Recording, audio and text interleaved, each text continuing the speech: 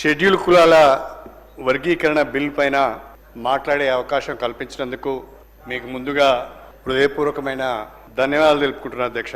రాష్ట్ర ప్రభుత్వం ఒక సాహసోపేతమైన నిర్ణయం, ఒక విప్లవాత్మకమైన నిర్ణయం తీసుకున్నది.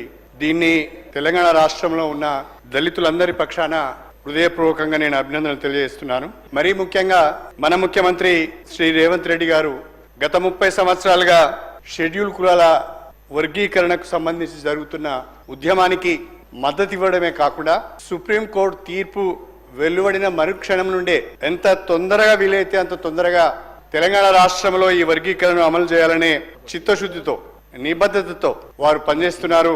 వారి సంకల్పానికి కూడా నేను ఈ సందర్భంగా అభినందనలు తెలియజేస్తున్నా. అధ్యక్ష, ఈరోజు తెలంగాణ రాష్ట్రంలో తెలంగాణ రాష్ట్ర ప్రభుత్వం తీసుకున్న ఈ నిర్ణయం దేశానికే ఆదర్శం కాబోతుందని చెప్పడంలో ఎలాంటి సందేహం లేదు. షెడ్యూల్ కులాల వర్గీకరణకు సంబంధించి సీఎం రేవంత్ రెడ్డి గారు చరిత్రలో చిరస్థాయిగా నిలిచిపోతాడని చెప్పడంలో నాకు ఎలాంటి సందేహం లేదు.